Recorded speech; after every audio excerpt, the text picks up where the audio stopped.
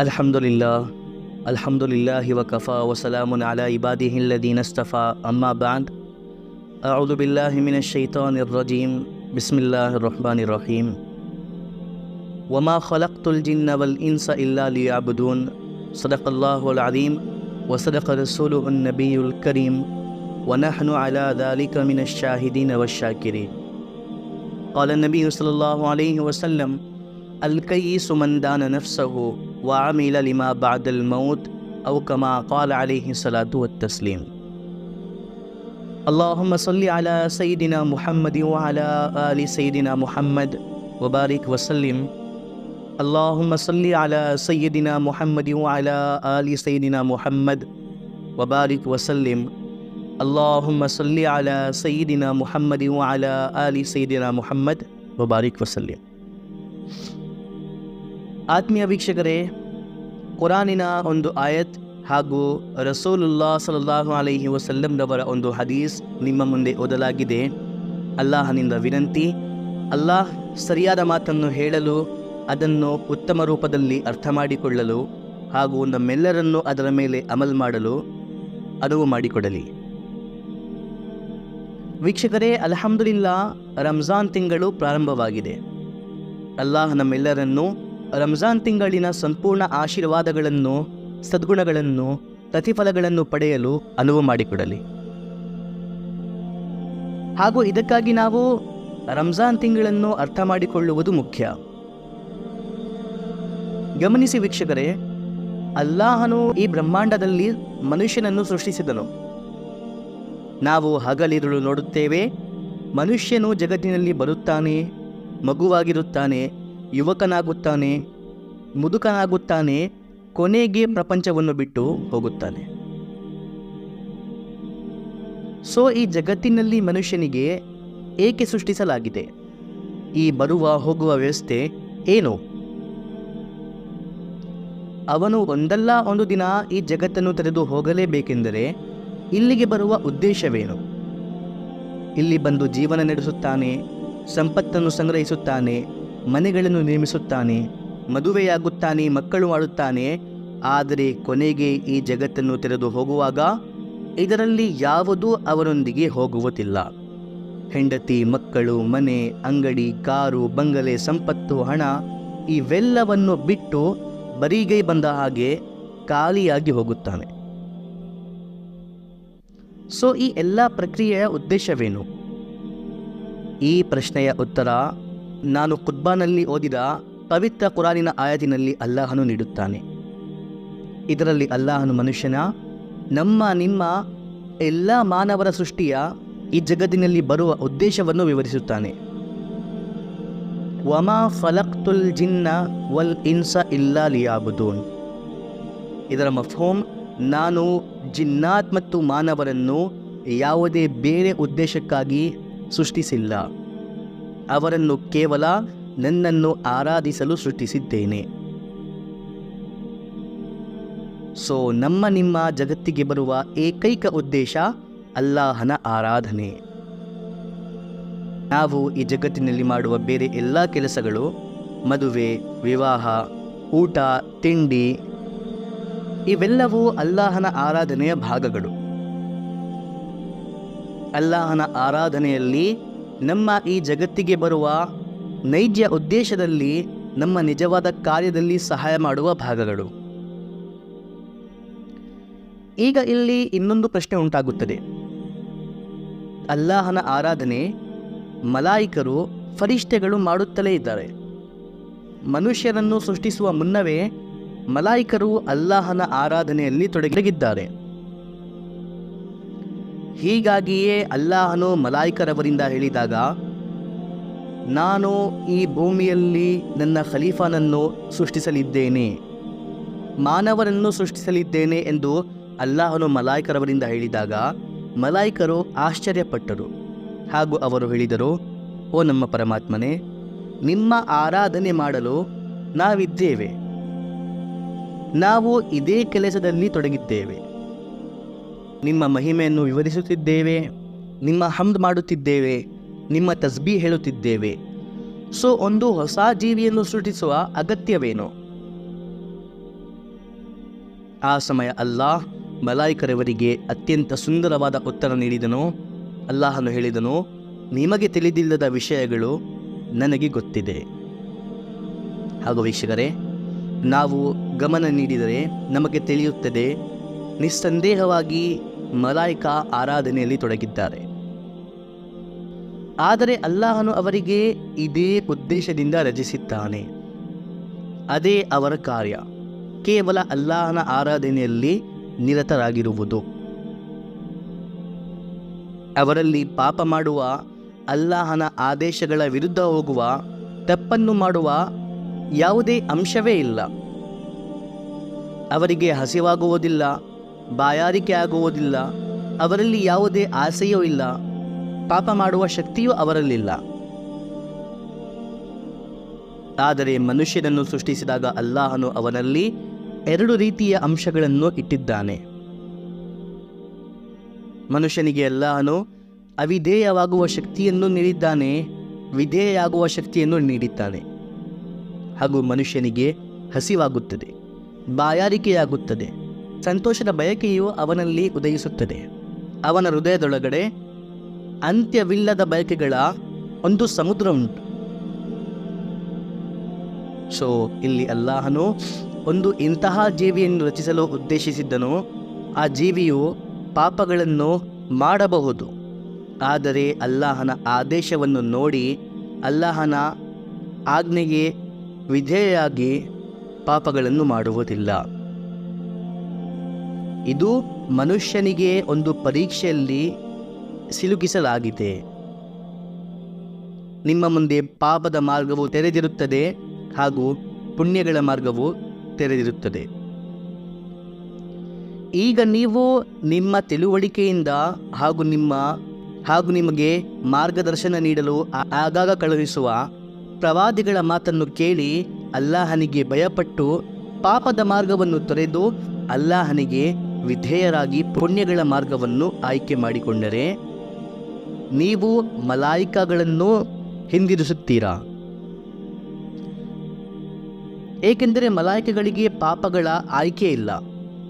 ಈಗ ಅವರು ಪಾಪಗಳನ್ನು ಮಾಡದೆ ಸದಾ ಅಲ್ಲಾಹನ ಆರಾಧನೆಯಲ್ಲಿ ತೊಡಗಿದ್ದಾರೆ, ಅಲ್ಲಾಹನಿಗೆ ವಿಧೇಯರಾಗಿದ್ದಾರೆ. ಇದು ಅವರ ಸಾಧನೆಯಲ್ಲ, ಇದು ಅಲ್ಲಾಹನ ಇಚ್ಛೆ, ಅವನ ಮಹಿಮೆ. ಆದರೆ ಮನುಷ್ಯನಿಗೆ ಪಾಪಗಳನ್ನು ಮಾಡುವ ಸಾಮರ್ಥ್ಯವಿದೆ.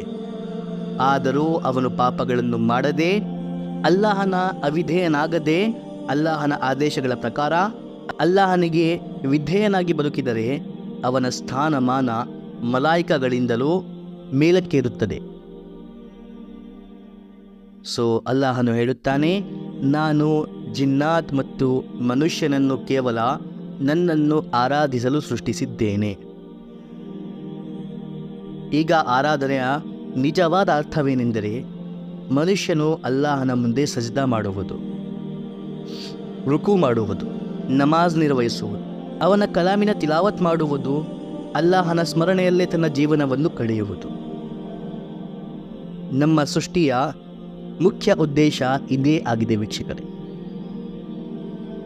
ಆದರೆ ಅಲ್ಲಾಹನು ತನ್ನ ಕರುಣೆಯಿಂದ ಮನುಷ್ಯನಿಗೆ ಒಂದು ಸುಲಭವಾದ ಮಾರ್ಗವನ್ನು ನೀಡಿದ್ದಾನೆ. ನಿಮಗೆ ಹಸಿವಾಗುತ್ತದೆ, ಬಾಯಾರಿಕೆಯಾಗುತ್ತದೆ, ಮಾನವ ಅಗತ್ಯಗಳು ಸಹ ನಿಮಗೆ ಸಂಬಂಧಿಸಿದೆ. ಹೀಗಾಗಿ ನಿಮಗೆ ಅನುಮತಿಸಲಾಗಿದೆ, ನೀವು ನಿಮ್ಮ ಅಗತ್ಯಗಳನ್ನು ಪೂರೈಸಿಕೊಳ್ಳಿ.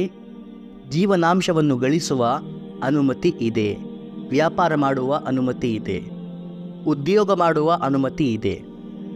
ನಿಮ್ಮ ಮುಖ್ಯವಾದ ಕರ್ತವ್ಯ ಕೇವಲ ನನ್ನ ಆರಾಧನೆ ಹೌದು, ಆದರೆ ನಿಮ್ಮೊಂದಿಗೆ ಮಾನವ ಅಗತ್ಯಗಳನ್ನು ಕೂಡಿಸಿರುವ ಕಾರಣ ನಿಮಗೆ ಹಲಾಲ್ ಮಾರ್ಗದಿಂದ ಜೀವನಾಂಶ ಗಳಿಸಲು ಅನುಮತಿಸಲಾಗಿದೆ. ಸೊ ನೀವು ಈ ಕಾರ್ಯಗಳಲ್ಲಿ ನಿರತರಾಗಬಹುದು, ಆದರೆ ನಿಮ್ಮ ವ್ಯಾಪಾರ, ನಿಮ್ಮ ಉದ್ಯೋಗ ಅಥವಾ ನಿಮ್ಮ ಜೀವನಾಂಶವನ್ನು ಗಳಿಸುವ ಯಾವುದೇ ಬೇರೆ ಮಾರ್ಗ ನಿಮ್ಮನ್ನು ಅಲ್ಲಾಹನ ಸ್ಮರಣೆಯಿಂದ ವಿಚಲಿತಗೊಳಿಸಬಾರದು. ಅಲ್ಲಾಹನ ಆದೇಶದ ಪ್ರಕಾರ ಅಲ್ಲಾಹನು ಹಾಕಿರುವ ಮಿತಿಯೊಳಗಡೆ ಇರುವ ರೂಪದಲ್ಲಿ ಹಲಾಲ್ ಮಾರ್ಗದಿಂದ ಗಳಿಸಿ. ಹಾಗೂ ವ್ಯಾಪಾರದ ಮಧ್ಯೆ ನಿಮಗೆ ಅಲ್ಲಾಹನ ಕಡೆಯಿಂದ ಕರೆ ನೀಡಲಾಗುತ್ತದೆ. ಆ ಸಮಯ ವ್ಯಾಪಾರವನ್ನು ಬಿಟ್ಟು ತನ್ನ ಕರ್ತವ್ಯವನ್ನು ಪೂರೈಸಲು ಹೋಗಿರಿ. ಈಗ ಏನಾಗುತ್ತದೆ ಎಂದರೆ ಈ ಎಲ್ಲ ಅನುಮತಿಗಳು ಸಿಕ್ಕಿದ ನಂತರ ಮನುಷ್ಯನು ಕೆಲವೊಮ್ಮೆ ಈ ಅಡಿಷನಲ್ ಕಾರ್ಯಗಳಲ್ಲಿ ನಿರತರಾಗಿ ತನ್ನ ಮುಖ್ಯವಾದ ಕರ್ತವ್ಯವನ್ನು ಮರೆತು ಅಲ್ಲಾಹನ ಸ್ಮರಣೆಯ ಹಕ್ಕನ್ನು ಈಡೇರಿಸುವುದಿಲ್ಲ. ಬೆಳಿಗ್ಗೆಯಿಂದ ಸಂಜೆಯವರೆಗೆ ತಲೆಯ ಮೇಲೆ ಕೇವಲ ಒಂದೇ ಒಂದು ಚಿಂತೆ, ಹೇಗೆ ನಾನು ನನ್ನ ಸಂಪತ್ತನ್ನು ಹೆಚ್ಚಿಸಬೇಕು, ಹೇಗೆ ನಾನು ನನ್ನ ಐಷಾರಾಮಿಯನ್ನು ಹೆಚ್ಚಿಸಬೇಕು. ಇದರ ಪರಿಣಾಮವಾಗಿ ತಾತ್ಕಾಲಿಕ ಕರ್ತವ್ಯಗಳನ್ನು ಪ್ರಾಮುಖ್ಯತೆಯನ್ನು ನೀಡುತ್ತಾನೆ ಹಾಗೂ ಮುಖ್ಯವಾದ ಕರ್ತವ್ಯವನ್ನು ನಿರ್ಲಕ್ಷಿಸಲು ಪ್ರಾರಂಭಿಸುತ್ತಾನೆ. ಆರಾಧನೆ ಕಾರ್ಯಗಳು, ಅದು ನಮಾಜ್ ಆಗಲಿ, ರೋಜಾ ಆಗಲಿ, ಹಜ್ ಆಗಲಿ, ಝಕಾತ್ ಆಗಲಿ, ಅದು ಯಾವುದೇ ಆಗಿರಲಿ, ಆ ಆರಾಧನೆಗಳು ಮನುಷ್ಯನ ಆತ್ಮವನ್ನು ಬಲಪಡಿಸುತ್ತವೆ. ಅದು ಮನುಷ್ಯನ ಆತ್ಮದ ಆಹಾರವಾಗಿದೆ. ಈ ಪ್ರಪಂಚದ ವ್ಯವಹಾರಗಳು ಇದು ಸಾಮಾನ್ಯವಾಗಿ ಆತ್ಮದ ಬಲವರ್ಧನೆಗೆ ಕಾರಣವಾಗುವುದಿಲ್ಲ, ಇದು ದೇಹದ ಬಲವರ್ಧನೆಗೆ ಕಾರಣವಾಗುತ್ತವೆ. ಇದರ ಪರಿಣಾಮದಲ್ಲಿ ಮನುಷ್ಯನು ಪ್ರಪಂಚಕ್ಕಾಗಿ ಅಧಿಕವಾಗಿ ಶ್ರಮಿಸಿದಾಗ ಅವನ ದೇಹ ಬಲಶಾಲಿಯಾಗುತ್ತದೆ. ಆದರೆ ಆರಾಧನೆಗಳಲ್ಲಿ ನಿರತರಾಗದಿಲ್ಲದ ಕಾರಣ ಅವನ ಆತ್ಮವು ದುರ್ಬಲಗೊಳ್ಳುತ್ತದೆ ಹಾಗೂ ಈ ಕಾರಣದಿಂದಾಗಿ ಮನುಷ್ಯನ ಈಮಾನ್ ನಾಶವಾಗುತ್ತದೆ. ಏಕೆಂದರೆ ಇದರ ಕಡೆ ಇರಬೇಕಾದ ಗಮನ, ಪ್ರಾಮುಖ್ಯತೆ ಇವನಿಗಿಲ್ಲ. ಇದಕ್ಕಾಗಿ ಅಲ್ಲಾಹನು ಕೆಲವು ವಿವಿಧ ಕಾಲಗಳಲ್ಲಿ, ವಿವಿಧ ದಿನಗಳಲ್ಲಿ ವಿಶೇಷ ಸಮಯಗಳನ್ನು ನಿಗದಿಪಡಿಸಿ ಅವುಗಳಲ್ಲಿ ಪ್ರತಿಫಲವನ್ನು ಹೆಚ್ಚಿಸುತ್ತಾನೆ. ಇದರ ಉದ್ದೇಶವೇನೆಂದರೆ ಮನುಷ್ಯನು ಪ್ರಾಪಂಚಿಕ ಅಗತ್ಯಗಳಲ್ಲಿ ನಿರತರಾಗಿ ತನ್ನ ಆತ್ಮವನ್ನು ಮರೆತು ಬಿಟ್ಟಿದ್ದಾನೆ. ಈ ಸ್ಪೆಷಲ್ ದಿನಗಳಲ್ಲಿ ಹೆಚ್ಚು ಪ್ರತಿಫಲ ಇರುವ ಕಾರಣ ಕೆಲವೇ ದಿನಗಳಲ್ಲಿ ಬೇರೆ ದಿನಗಳಿಂದ ಕಡಿಮೆ ಸಮಯದಲ್ಲಿ ಶ್ರಮಿಸಿ ತನ್ನ ಆತ್ಮಗಳನ್ನು ಬಲಪಡಿಸಿಕೊಳ್ಳಬೇಕು. ಇದಕ್ಕಾಗಿ ಅಲ್ಲಾಹನು ನಮಗೆ ಕೆಲವು ವಿಶೇಷ ದಿನಗಳನ್ನು ನೀಡುತ್ತಾನೆ. ಉದಾಹರಣೆಗೆ ಈ ಪವಿತ್ರ ತಿಂಗಳು ರಮಜಾನ್. ಇಲ್ಲದಿದ್ದರೆ ನೀವು ನೋಡಬಹುದು, ರಮಜಾನ್ ಹಾಗೂ ಗೈರ್ ರಂಜಾನ್ ಎಲ್ಲ ತಿಂಗಳಿನ ಎಲ್ಲ ದಿನಗಳು ಸೇಮ್ ಆಗಿವೆ. ಬೇರೆ ದಿನಗಳಲ್ಲೂ ಸೂರ್ಯ ಪೂರ್ವದಿಂದ ಉದಯಿಸುತ್ತಾನೆ, ಪಶ್ಚಿಮದಲ್ಲಿ ಅಸ್ತಮಿಸುತ್ತಾನೆ. ಹಗಲಿನಲ್ಲಿ ಬೆಳಕಿರುತ್ತದೆ, ರಾತ್ರಿಯಲ್ಲಿ ಕತ್ತಲು. ಈ ಪ್ರಪಂಚದ ಚಾಲನೆ ಒಂದೇ ರೀತಿಯಲ್ಲಿ ನಡೆಯುತ್ತದೆ ರಂಜಾನ್ ಹಾಗೂ ಇತರ ದಿನಗಳಲ್ಲಿ.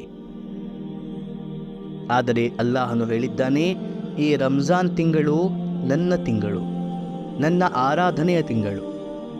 ಸರ್ವಶಕ್ತನಾದ ಅಲ್ಲಾಹನು ಯಾವುದನ್ನಾದರೂ ನನ್ನದು ಎಂದು ಹೇಳಿದಾಗ ಅದರೊಂದಿಗೆ ಸಂಬಂಧಿಸಿದ ಪವಿತ್ರತೆ, ಅದಕ್ಕೆ ಸಂಬಂಧಿಸಿದ ಶ್ರೇಷ್ಠತೆ, ಅದಕ್ಕೆ ಸಂಬಂಧಪಟ್ಟ ಆಧ್ಯಾತ್ಮಿಕತೆ ಸಾಮಾನ್ಯ ವಿಷಯಗಳಂತಿರುವುದಿಲ್ಲ.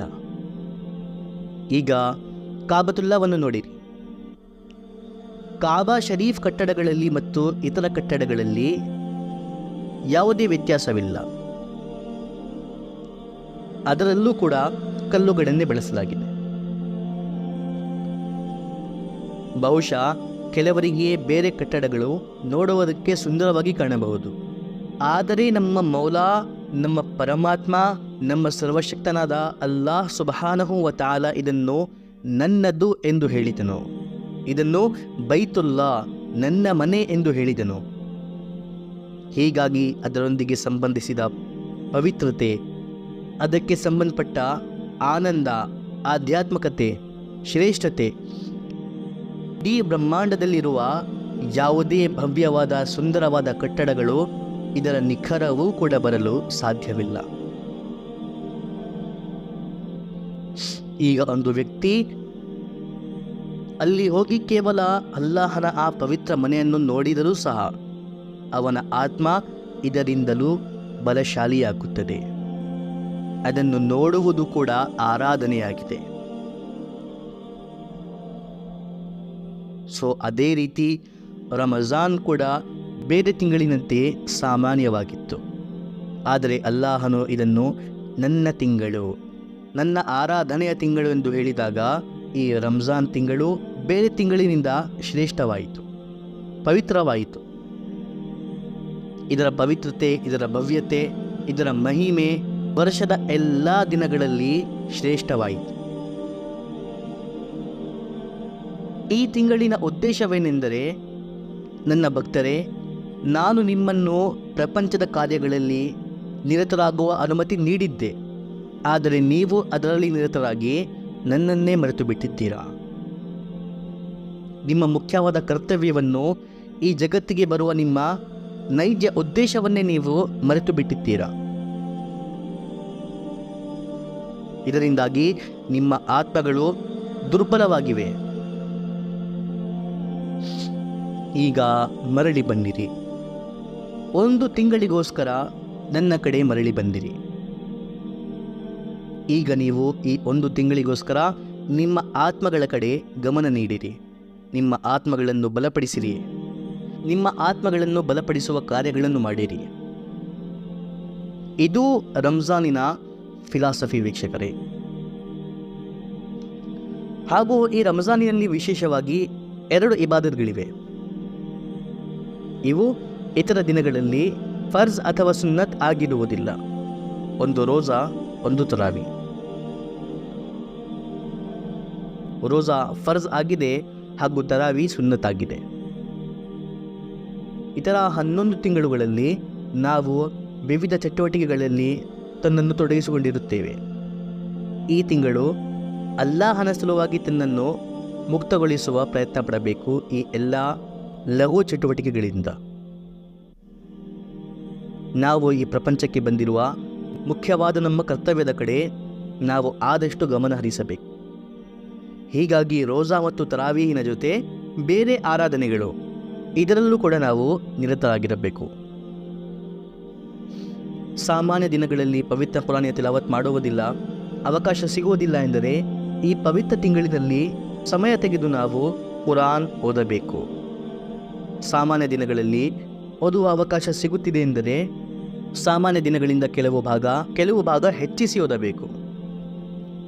ನಮ್ಮ ಪ್ರಿಯ ಪ್ರವಾದಿ ಮುಹಮ್ಮದ್ ಸಲ್ಲಲ್ಲಾಹು ಅಲೈಹಿ ವಸಲ್ಲಂ ರವರು ಈ ತಿಂಗಳಿನಲ್ಲಿ ಹಜರತ್ ಜಿಬ್ರಾಯಿಲ್ ಅಮೀನ್ ರವರ ಜೊತೆ ಕುರಾನಿನ ದೌರ್ ಮಾಡುತ್ತಿದ್ದರು. ನಮ್ಮ ಪ್ರಿಯ ಪ್ರವಾದಿ ಮುಹಮ್ಮದ್ ಸಲ್ಲಲ್ಲಾಹು ಅಲೈಹಿ ವಸಲ್ಲಂ ರವರು ಕುರಾನ್ ಓದುತ್ತಿದ್ದರು, ಹಜರತ್ ಜಿಬ್ರಾಯಿಲ್ ರವರು ಕೇಳುತ್ತಿದ್ದರು. ನಂತರ ಹಜರತ್ ಜಿಬ್ರಾಯಿಲ್ ರವರು ಓದುತ್ತಿದ್ದರು, ನಮ್ಮ ಪ್ರಿಯ ಪ್ರವಾದಿ ಮುಹಮ್ಮದ್ ಸಲ್ಲಲ್ಲಾಹು ಅಲೈಹಿ ವಸಲ್ಲಂ ರವರು ಅವರಿಂದ ಕುರಾನ್ ಕೇಳುತ್ತಿದ್ದರು. ಪ್ರತಿ ವರ್ಷ ನಮ್ಮ ಪ್ರಿಯ ಪ್ರವಾದಿ ಮುಹಮ್ಮದ್ ಸಲ್ಲಲ್ಲಾಹು ಅಲೈಹಿ ವಸಲ್ಲಂ ರವರು ಹಜರತ್ ಜಿಬ್ರಾಯಿಲ್ ರವರೊಂದಿಗೆ ಸಂಪೂರ್ಣ ಕುರಾನ್ ಇದೇ ರೀತಿ ಓದುತ್ತಿದ್ದರು. ಈ ತಿಂಗಳು ಕುರಾನಿನ ಜೊತೆ ವಿಶೇಷ ಸಂಬಂಧವನ್ನು ಹೊಂದಿದೆ. ಇದೇ ತಿಂಗಳಿನಲ್ಲಿ ಸಂಪೂರ್ಣ ಕುರಾನ್ ಲೋಹೆ ಮಹಫೂಜ್ನಲ್ಲಿ ಇರಿಸಲಾಯಿತು, ನಾಜಿಲ್ ಮಾಡಲಾಯಿತು. ಹಾಗೂ ಅದೇ ರೀತಿ ಸಾಮಾನ್ಯ ದಿನಗಳಲ್ಲಿ ನಾವು ಮಾಡದಿಲ್ಲದ ನಫಿಲಿ ಇಬಾದತ್ಗಳಲ್ಲಿ ಕೂಡ ನಾವು ಈ ತಿಂಗಳಿನಲ್ಲಿ ನಿರತರಾಗಿರಬೇಕು. ಉದಾಹರಣೆಗೆ ರಾತ್ರಿಯ ಕೊನೆ ಭಾಗದಲ್ಲಿ ತಹಜುದ್ ಓದುವುದು.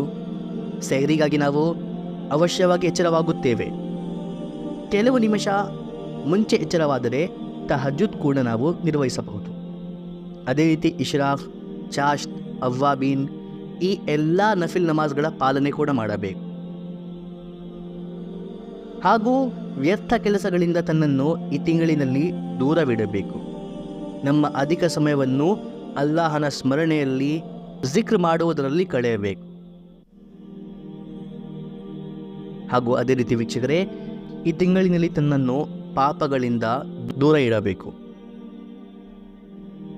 ಕಣ್ಣು ತಪ್ಪನ್ನು ನೋಡಬಾರದು, ಕಿವಿ ತಪ್ಪನ್ನು ಕೇಳಬಾರದು, ಬಾಯಿ ತಪ್ಪನ್ನು ಹೇಳಬಾರದು, ಸುಳ್ಳು, ಗೀಬತ್, ಈ ಎಲ್ಲ ಕಾರ್ಯಗಳಿಂದ ತನ್ನನ್ನು ದೂರ ಇಡಬೇಕು ವೀಕ್ಷಕರೇ.